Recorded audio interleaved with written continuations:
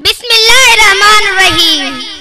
कि मोहम्मद से वफा तूने तो हम तेरे हैं, कि मोहम्मद से वफा तूने तो हम तेरे हैं।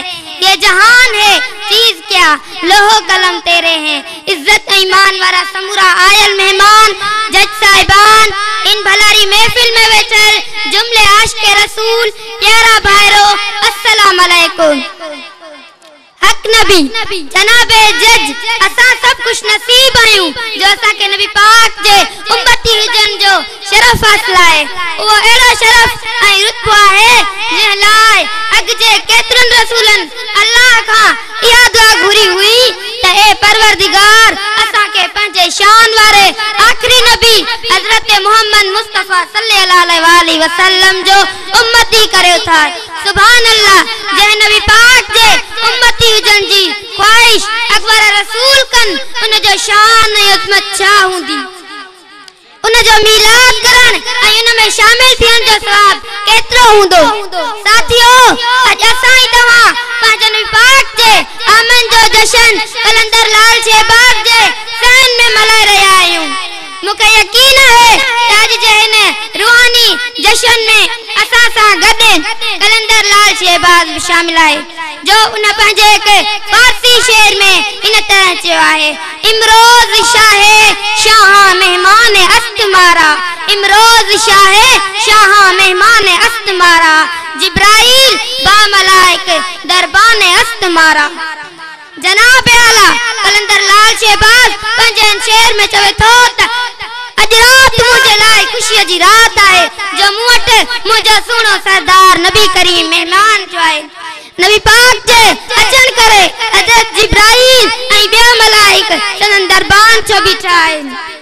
हाँ जनाब आला इहा फज़ीलत सिर्फ ऐं सिर्फ असांजे नबी पाक खे हासिल आहे जो उन जे दर ते हजरत जिब्राइल समेत ॿिया मलाइक दरबान थियनि था।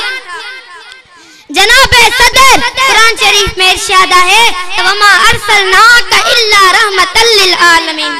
तर्जुमो ए नबी हजरत मोहम्मद मुस्तफा सल्लल्लाहु अलैहि वसल्लम असां के समूरी दुनिया लाए रहमत करे मोकलियो।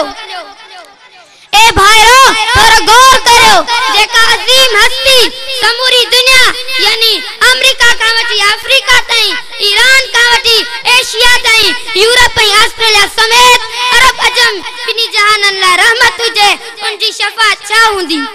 संदन रहमत शफाअत जो आसरो उम्मीद है जो असां जड़न हाकी गुनाहगारन जा सब गुनाह माफ किया विंदा। असां जा सब सूर ऐं तकलीफूं खत्म थी विंदा। संदन रहमत शफाअत दीदार जा तराना जैसा गायूं था।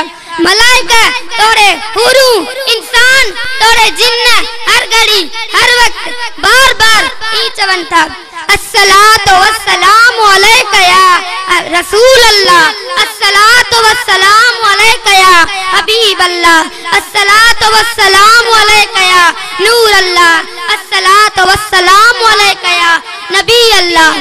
साथियो मां पंहिंजे नबी पाक जो शान अवां जाडो छा बयान कयां। उन जो शान त कुरान में आहे। मां मोहताज आहियां हू ताज आहे, मां खाक आहियां हू पाक आहे, मां ऐबदार आहियां हू बेऐब ऐं मिठो दिलदार आहे, मां कूड़ आहियां हू नूर आहे। उन नूर जे तजलन सां सारी दुनिया तोड़े काबो मुनव्वर आहे। सितारन के रोशनी सिज के गर्मी चंड के चांदान दरियान के मौजू समझन के चोलियूं उन जे सदके मिलियूं। नसीब चमके हैं फरिश्तों के, नसीब चमके हैं फरिश्तों के, अरिश के चांद आ रहे हैं झलक से जन की फलक के रोशन, झलक से जन की फलक के रोशन वो शम्स तशरीफ ला रहे हैं। बस कोई आखिर में तकरीर खत्म करे दुआ तो पढ़ता है। बिस्मिल्लाहिर्रहमानिर्रहीम। या इलाही ज़ात अला किबरिया जे वास्ते अर्ज़ बुध आसिन सांजो मुस्तफा जे वास्ते हथ करण आहे शर्म पर वसन तोरे वाहबी साल बुध सिद्दीक़ अकबर दिल सफा जे वास्ते वहीं सतार साईं असां बंदा ऐबदार रख हया उस्मान गनी साहिब हया जे वास्ते कबर महशर मौत जी शक्ति बुझे थी किया कयूं